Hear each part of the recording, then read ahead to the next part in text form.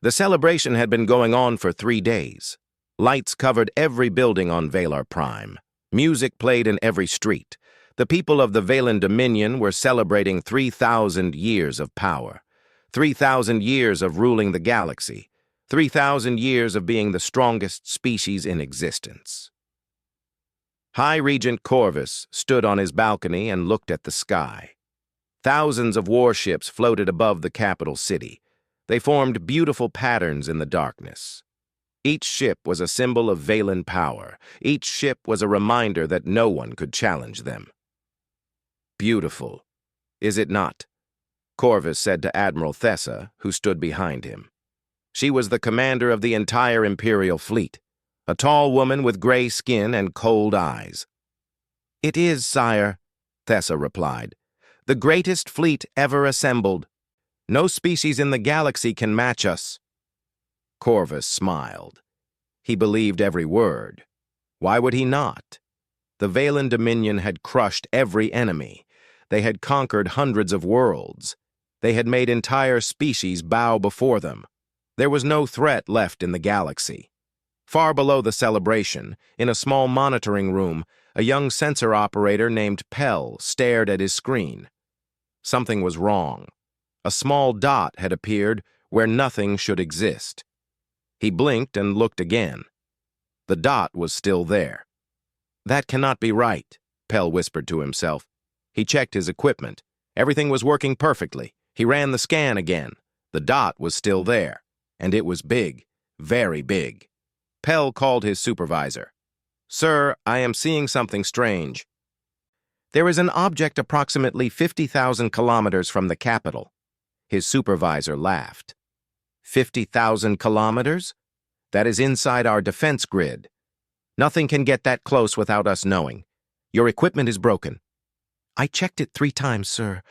The object is real, and it is massive." The supervisor stopped laughing. He walked to Pell's station and looked at the screen. His face went pale. The object was not a glitch. It was a ship bigger than anything the Valan Dominion had ever built. Within minutes, the alarm spread through the command center. Officers ran to their stations. Screens flickered with data.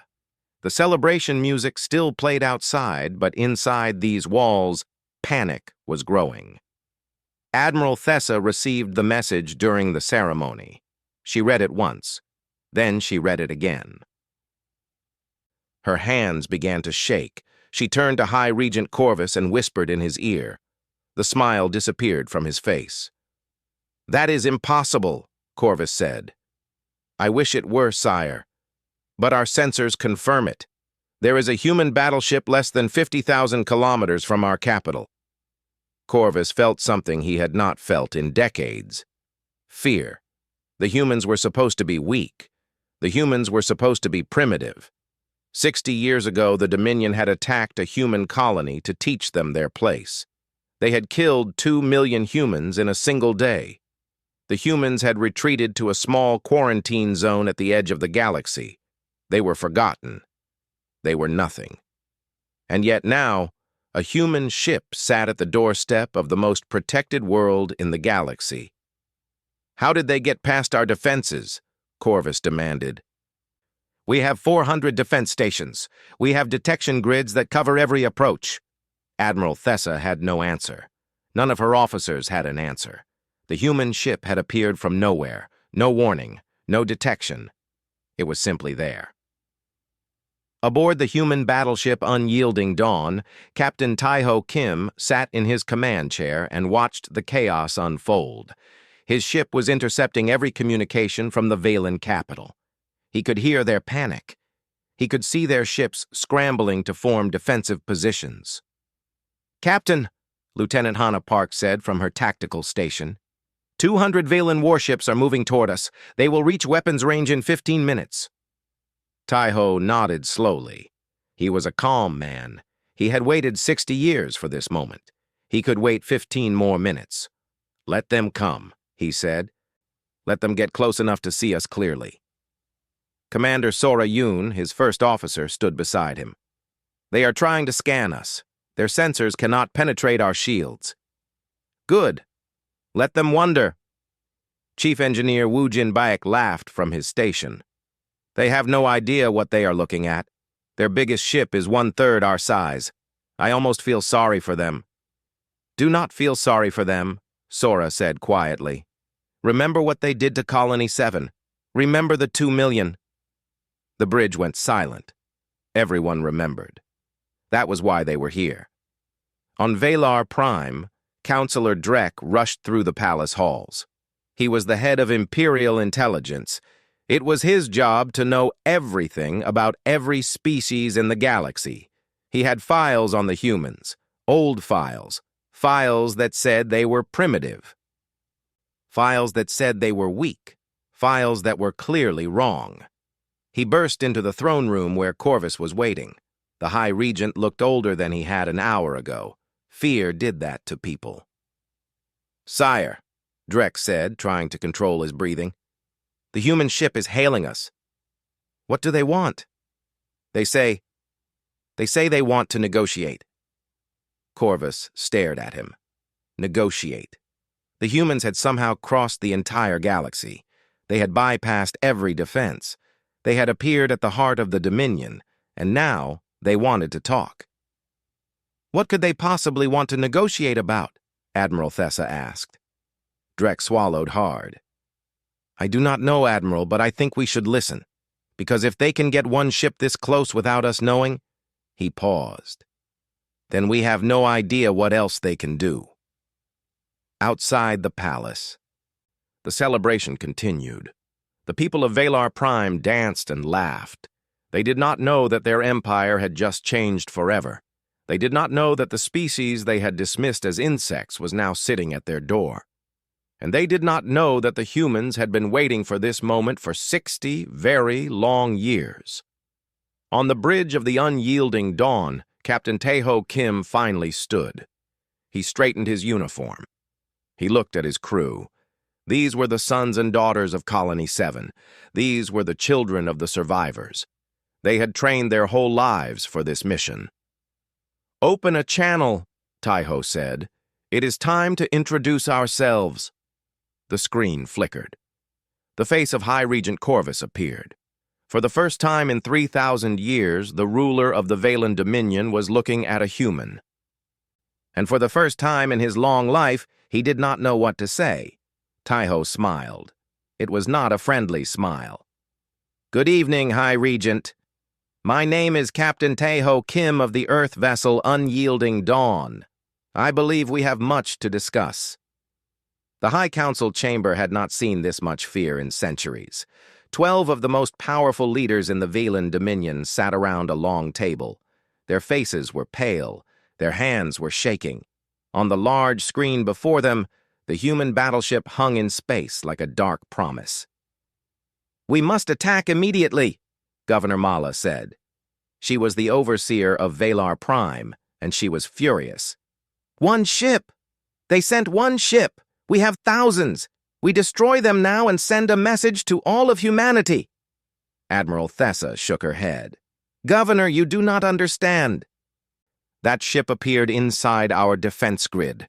400 stations, thousands of sensor arrays, millions of detection drones. They saw nothing. The humans walked through our defenses like they did not exist.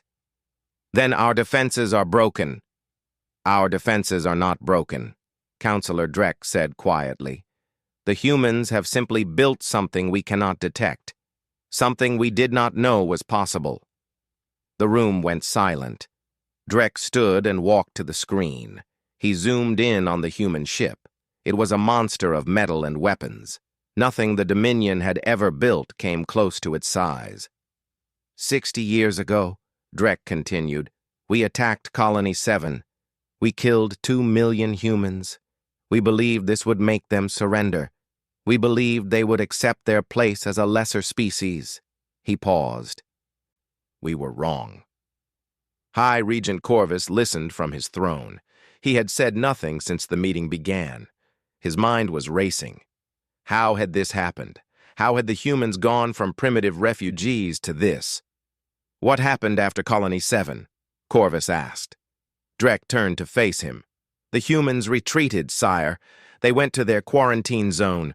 They closed their borders. They stopped all communication with the galaxy. We assumed they were hiding in shame. We assumed they were dying slowly in their little corner of space. He looked back at the screen.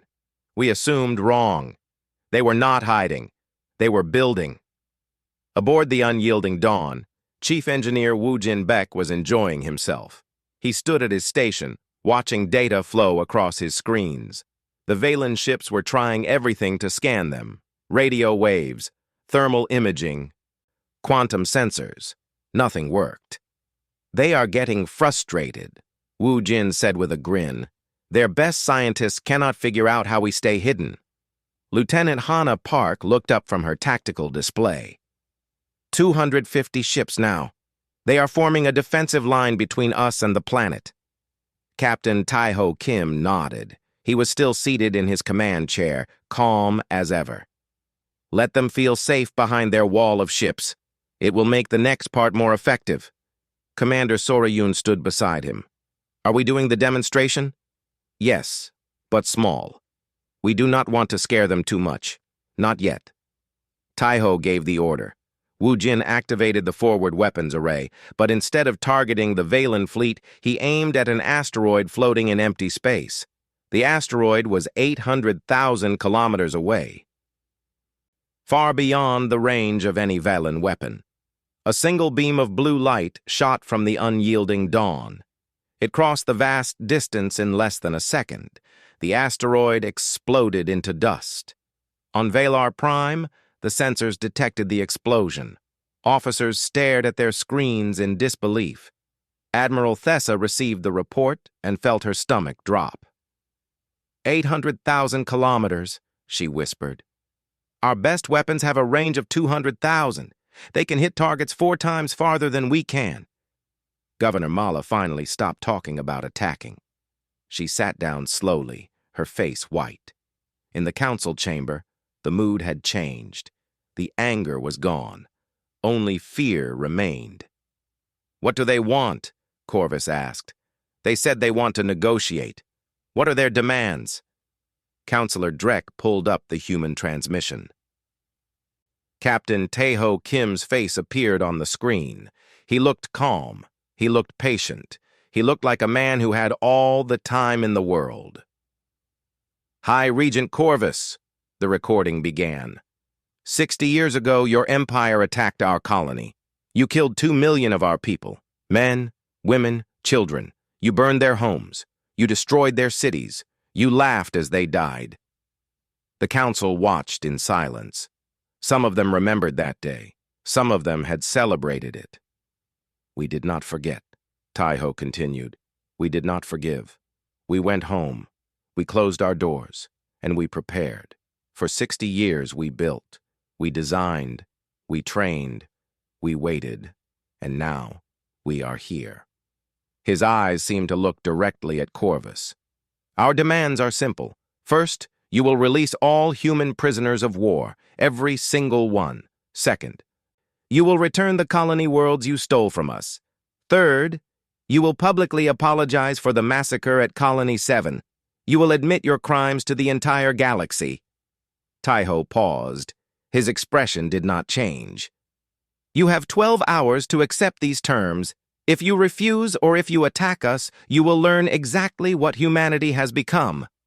I promise you, High Regent, you do not want that lesson. The screen went dark. Corvus sat in silence. 12 hours. The humans had given him 12 hours to decide the fate of his empire.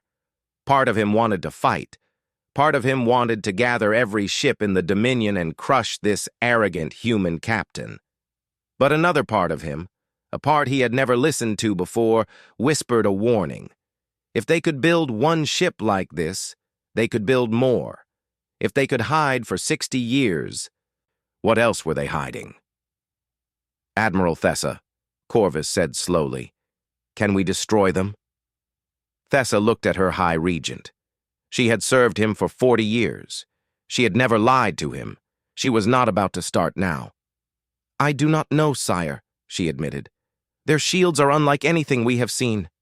Their weapons outrange ours by a factor of 4. Their stealth technology makes them invisible to our sensors. She took a deep breath. If we attack and fail, we will look weak. And if they have more ships...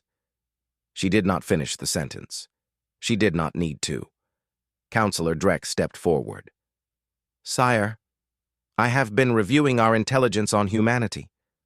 What we know, what we thought we knew. He hesitated. There are gaps. Large gaps. We have no information on what they have been doing for the past 60 years. None. It is as if they vanished from the galaxy. That is because they did vanish, Mala said bitterly. They hid like cowards. No, Governor, Drek replied. Cowards do not build ships like that. Cowards do not appear at the heart of an empire. The humans did not hide because they were afraid. They hid because they did not want us to see what they were becoming. Corvus closed his eyes. He thought about his empire. 3,000 years of power. 3,000 years of conquest. And now, one ship threatened to bring it all down. 12 hours, he said quietly. We have 12 hours to decide. But deep in his heart, he already knew the truth. The Valen Dominion had made a terrible mistake 60 years ago. They had attacked a species they did not understand. They had created an enemy they could not defeat. And now that enemy was waiting at their door, patient and calm, ready to collect a debt that was 60 years overdue. 6 hours had passed. Half the deadline was gone. Admiral Thessa stood on the bridge of her flagship, the Valen Pride, and stared at the human ship in the distance. 600 warships now floated between the unyielding Dawn and Valar Prime. It was the largest defensive fleet in the history of the Dominion. Every ship was armed, every weapon was ready, every crew was prepared to fight. And yet Thessa felt no confidence. She had spent her entire life in the military. She had won dozens of battles. She had crushed rebellions and conquered worlds. But she had never faced an enemy like this. An enemy that appeared from nowhere. An enemy whose weapons could reach across impossible distances. An enemy who sat in the heart of her empire and waited calmly, as if 600 warships meant nothing. Admiral, her tactical officer reported, all ships are in position. Weapons are charged and ready. We can fire on your command. Thessa nodded but said nothing. She kept staring at the human ship. It had not moved since it arrived. It had not raised its shields. It just sat there, dark and silent, like a predator watching its prey. On the unyielding Dawn, Lieutenant Hannah Park watched the Valen fleet arrange itself. She studied their formation, their weapon positions, their shield configurations. After a moment, she laughed softly. Something funny, Lieutenant? Captain Taiho Kim asked. Their formation, Captain. It is designed for maximum firepower concentration. They are planning to hit us with everything at once. She shook her head. They still think they can hurt us. Chief Engineer Wu Jin Baek spun his chair around. Should I show them the secondary batteries? Just a little peek? Maybe light up a few targeting systems? Taiho considered it. No, not yet. Let them believe they have a chance.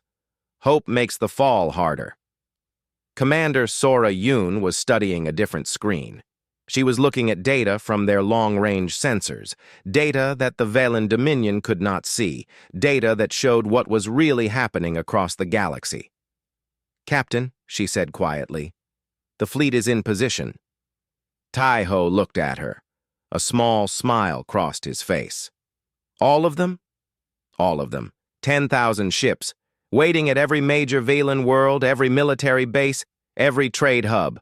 One signal. And they all appear, Hannah whistled softly. 60 years. 60 years of building in secret. How did we do it? Patience, Taiho replied. And pain. Pain is a powerful teacher. Back on Valar Prime, the High Council was falling apart. Governor Mala was shouting at Councillor Drek. Drek was trying to explain the situation calmly, but no one was listening. Fear had turned to anger, and anger was making them stupid. "We cannot surrender to humans," Mala screamed. "We are the Velan Dominion. We have ruled this galaxy for 3,000 years. We do not bow to insects." Drek rubbed his temples. "Governor, please listen. I have new intelligence. Our spies in the quarantine zone have finally sent a report. It took them years to get this information out." "What intelligence?" Drek pulled up a file on the main screen. "The ship outside our planet, the Unyielding Dawn. According to our spies, it is not a battleship." The room went quiet. "What do you mean it is not a battleship?" Corvus asked. "The humans classify it as an escort cruiser, sire. A small escort cruiser. It is one of their support ships, not a main combat vessel." The silence grew heavier. Mala sat down slowly. Her face had lost all color. "If that is a small ship," she whispered, "what does a large one look like?" Drek did not answer. He did not need to. Aboard the Unyielding Dawn, Sora was explaining the plan to the senior crew. They gathered in the briefing room, a small space near the bridge. Taiho listened but let Sora do the talking. She was better at explaining things. 60 years ago, after Colony 7, our government made a decision," Sora began. "We would not fight the Velan Dominion. Not then. We were too weak. They were too strong. If we fought, we would lose everything." She pulled up a map of the galaxy. "So we retreated. We closed our borders. We let the Dominion think we were broken, defeated, finished." She zoomed in on the quarantine zone. "But behind those closed borders, we worked. Every factory ran day and night. Every scientist worked on new technology. Every child grew up knowing that one day they would face the Dominion again." Wu Jin nodded. "My grandfather designed the first stealth system. My father improved it. I finished it. 3 generations of work. That is how we did it," Sora continued. "Families passing down the mission, parents teaching children, grandparents telling stories of Colony 7 so we would never forget." She paused. "We built 10,000 warships in secret. We trained millions of soldiers. We created weapons the galaxy has never seen, and we waited for the right moment." "Why now?" Hana asked. "Why did we come now?" Taiho answered this one. "Because we are ready. And because the Dominion is celebrating. They are drunk on their own power. They believe no one can challenge them." He stood and walked to the window, looking out at the stars. "This is the moment of maximum impact. We appear at their greatest celebration. We show them that their power means nothing. We break their pride forever." The crew nodded. They understood. This was not just about military victory.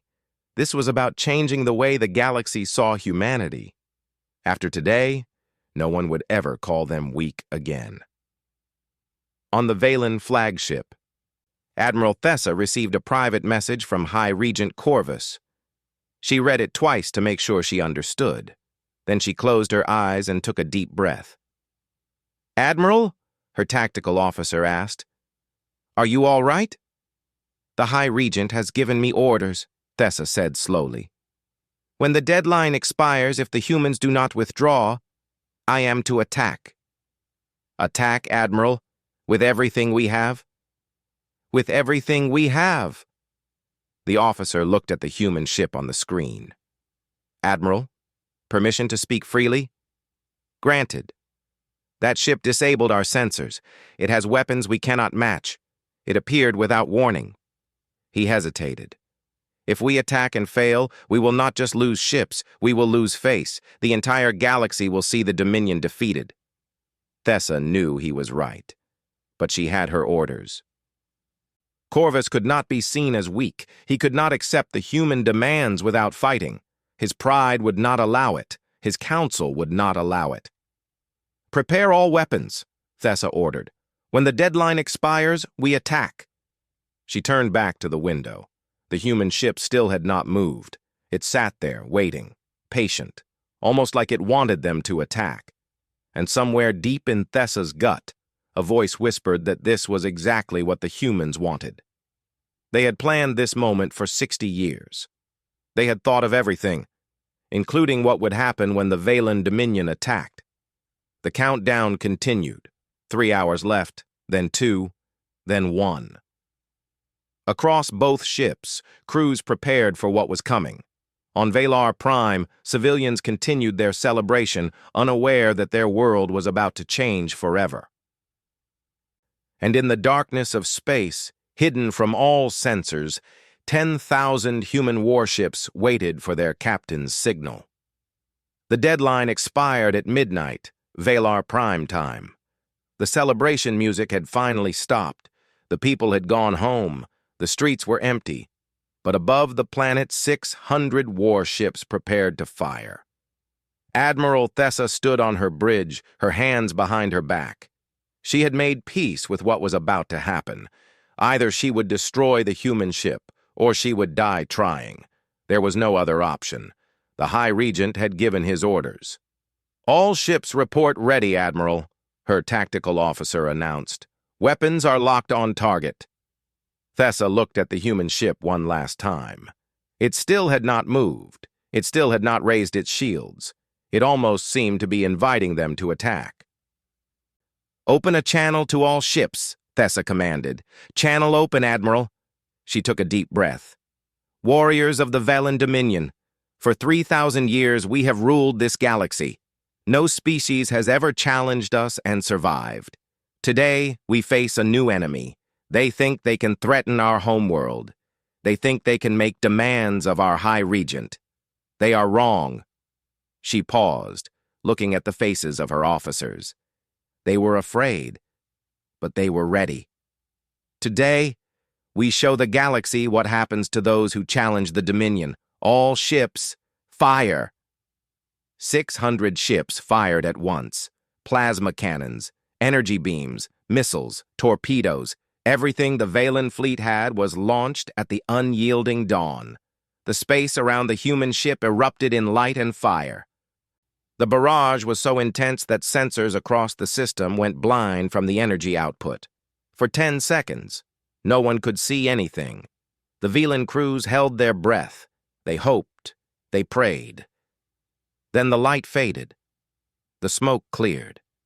And the unyielding dawn sat exactly where it had been, completely undamaged. Its shields had not even flickered. Silence fell across the Valen fleet. Officers stared at their screens. Crew members looked at each other in disbelief. They had fired everything they had, and it meant nothing. On the bridge of the human ship, Captain Taiho Kim sighed. He had hoped it would not come to this. He had given them every chance to surrender peacefully. But pride was a powerful thing. The Valen Dominion could not accept defeat without fighting first. "Captain," Lieutenant Hannah Park reported, "all enemy weapons have been fired. No damage to our shields." "Noted," Taiho replied calmly. He stood from his chair and straightened his uniform. "Lieutenant Hannah, disable their weapons. All of them." "All of them, Captain?" "All of them. Chief Wu Jin, precision fire only. Do not destroy any ships, do not kill any crews. We are not them." Wu Jin nodded, suddenly serious. "Understood, Captain. Precision fire, no casualties." The unyielding dawn came to life. Weapons that the Valen had never seen powered up across the ship's hull. Targeting systems locked onto 600 different targets simultaneously, and then the ship fired. It took 47 seconds. 47 seconds to disable the weapons of 600 warships. Each shot was perfect. Each beam hit exactly where it needed to hit. Power cores were severed. Weapon systems were melted. Missile launchers were destroyed, but not a single Valen crew member died. Admiral Thessa watched as her flagship went dark. Screens flickered and died. Weapons went offline. Her ship was still floating, still intact, but completely helpless. "Damage report," she ordered, her voice barely a whisper. "All weapons destroyed, Admiral. Shields are down, engines are offline." Her officer looked up at her with wide eyes. "We are dead in the water." Across the fleet, the same scene played out on every ship. 600 warships, the pride of the Valen Dominion, reduced to floating metal in less than a minute, and the human ship had not even moved from its position. On Valar Prime, High Regent Corvus watched the battle from his palace. He saw his fleet fire. He saw the human ship survive. He saw his ships disabled one by one, helpless against an enemy they could not touch. His legs gave out. He collapsed into his throne, staring at the screen with empty eyes. "This cannot be happening," he whispered. "This cannot be real." Counselor Drek stood beside him, pale as death. "It is real, sire. It is very real." A new transmission appeared on the screen. Captain Taiho Kim's face filled the display. But this time, he was not calm. This time, his eyes burned with something cold and terrible. "High Regent Corvus," Taiho began. His voice was ice. 60 years ago, your empire murdered 2 million of my people. You called us insects. You called us primitives. You thought we would bow. You thought we would break." He leaned forward. "You were wrong." Corvus could not speak. He could not move. He could only listen. "We did not bow. We did not break.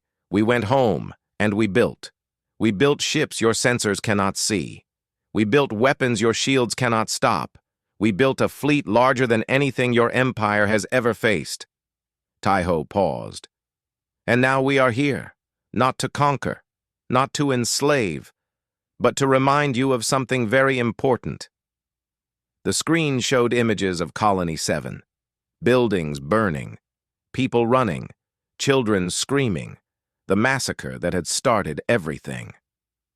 "Humanity does not forget," Taiho continued. "Humanity does not forgive, and humanity does not lose." The images disappeared. Taiho's face returned. "You have 1 hour, High Regent. Accept our demands. Release our prisoners. Return our worlds. Apologize for your crimes. If you refuse—" He smiled, but there was no warmth in it. "If you refuse, I will give a signal. And you will see exactly how ready humanity is for war." The transmission ended. In the council chamber, no one spoke. Governor Mala was crying quietly. Other councilors sat frozen in their seats. The pride of the Valen Dominion had been shattered in 47 seconds. Admiral Thessa's voice came through the communications system. She was still on her disabled flagship, floating helplessly in space. "Sire," she said, her voice tired and broken, "I have failed you. My fleet is destroyed. We cannot fight. We cannot run. The humans are too strong." Corvus closed his eyes. 3,000 years. His ancestors had built this empire over 3,000 years, and in one night, a single human ship had brought it to its knees. "Is there no way to win?" he asked Drek, already knowing the answer. Drek shook his head slowly. "There was never a way to win, sire. The only question now is whether we survive." Outside, the unyielding dawn waited patiently. Captain Taiho Kim returned to his chair. He looked at his crew. Hana, Woojin, Sora, the children of Colony 7, the inheritors of humanity's pain. "Now we wait," he said quietly. 1 hour. Let them decide." Sora stood beside him. "Do you think they will accept?" Taiho looked at Valar Prime through the main window. A beautiful world, full of life, full of people who had never questioned their empire's actions. "They will accept," he said, "because they have no choice, because they finally understand what we understood 60 years ago." He paused. "Sometimes you have to lose everything to learn how to win." The countdown began. 1 hour. The fate of the galaxy hung in the balance. 45 minutes had passed. The High Council chamber was silent. Every counselor sat with their head down, waiting for Corvus to speak. The High Regent had not moved from his throne. He stared at the floor, lost in thought. Governor Mala finally broke the silence. "Sire, we must decide. 15 minutes remain." Corvus looked up slowly. His eyes were tired. His face was old. In one night, he seemed to have aged 20 years. "What choice do we have?" he asked quietly. "Our fleet is disabled. Our weapons are useless. If we refuse their demands, they will destroy us. Not just our military, our entire civilization." Counselor Drek stepped forward. "The humans said they have more ships waiting. Ships we cannot see. Ships ready to appear at every major world." "How many ships?" "They did not say, sire." "But if one ship could do this to our fleet?" Drek did not finish the sentence. He did not need to. Corvus stood slowly. He walked to the window and looked out at the night sky. Somewhere up there, the human ship was waiting. Somewhere up there, his entire fleet floated helplessly. 3,000 years, he said softly. "My family has ruled for 3,000 years. We built an empire that spans half the galaxy. We thought we were gods." He laughed bitterly. "We were fools." He turned back to his council. "Prepare a broadcast. Send it to every world in the Dominion. Let them hear what I have to say." 15 minutes later, with only seconds to spare, High Regent Corvus appeared on every screen in the galaxy. His face was pale. His voice was steady, but everyone could see the defeat in his eyes. "Citizens of the Velan Dominion," he began, "today I address you not as your ruler, but as a servant of peace. 60 years ago, our empire made a terrible mistake. We attacked a human colony. We killed 2 million innocent people.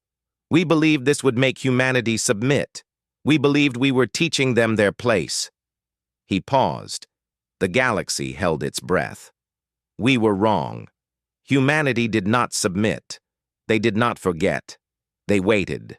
They built. And now they have returned, stronger than we ever imagined." He lowered his head. "Today, the Velan Dominion accepts humanity's demands. We will release all human prisoners. We will return their stolen worlds. And I, High Regent Corvus, formally apologize for the massacre at Colony 7. Our actions were wrong. Our pride was our downfall." The broadcast ended. Across the Dominion, billions of Velan citizens stared at their screens in shock. Their eternal empire had just surrendered to humans, the species they had called insects, the species they had dismissed as primitives. Aboard the unyielding Dawn, the crew watched the broadcast in silence. When it ended, no one cheered. No one celebrated. This was not a moment for celebration. This was justice, 60 years delayed. Captain Tai-Ho Kim looked at Commander Sora Yoon. "It is time. Give the signal."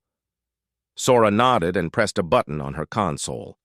The signal traveled across the galaxy at faster than light speeds. It reached every corner of Dominion space in seconds. And then the human fleet appeared. 10,000 warships emerged from hidden space at the same moment. They appeared at every major Velan world. They appeared at every military base. They appeared at every trade hub and every colonial outpost. For one terrifying moment, the entire Velan Dominion was surrounded by human ships. On Valar Prime, people ran into the streets to watch. The sky filled with lights as human ships emerged from nowhere. Thousands of them. Tens of thousands of them. A fleet so large that it blocked out the stars. Counselor Drek fell to his knees. "They could have destroyed us," he whispered. "At any moment, they could have destroyed us completely, and we never would have seen it coming." On her disabled flagship, Admiral Thessa watched the human fleet appear. She had spent her life studying military tactics. She had led fleets into battle dozens of times, but she had never seen anything like this. The precision, the coordination, the sheer, overwhelming power. She requested permission to board the human ship. To her surprise, Captain Kim agreed.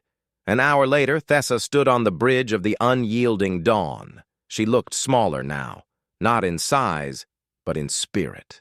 The proud admiral who had ordered the attack was gone. In her place stood someone who had learned a hard lesson. "Captain Kim," she said slowly, "I must ask you something." "Ask." You could have destroyed us. Your weapons are superior. Your fleet is larger. You could have taken revenge for Colony 7. You could have burned our worlds as we burned yours." She looked at him with confusion in her eyes. "Why did you not?" Taiho was silent for a long moment. He looked at his crew. At Hana, who had lost her grandparents at Colony 7. At Wu Jin, whose mother had survived the massacre with scars she carried her whole life. At Sora, whose father had dedicated his life to building the fleet that now surrounded the Dominion. "Because we are not you," Taiho finally answered. "We wanted justice, not genocide. We wanted the galaxy to know what you did. We wanted you to admit your crimes. We wanted our people back, and our worlds back." He stepped closer to Thessa. "We did not want to become the monsters you thought we were." Thessa lowered her head. "And if we had refused? If we had kept fighting? Then we would have done what was necessary, but we would not have enjoyed it. We would not have laughed as your people died, the way your soldiers laughed at Colony 7. Taiho's voice hardened. "Remember that, Admiral. Remember that when you had the power, you used it for cruelty. When we had the power, we used it for justice. That is the difference between us." Thessa nodded slowly. She had no response. There was nothing to say. The next day, human ships began collecting prisoners from Velen worlds, men and women who had been captured over decades. Some had been slaves. Some had been test subjects. All of them were finally going home. Sora supervised the transfers personally. She watched as thousands of humans walked off Velen prison ships, blinking in the light of freedom. Many were crying. Many fell to their knees and kissed the deck of the human ships that had come to save them. 60 years, an old woman said to Sora as she boarded.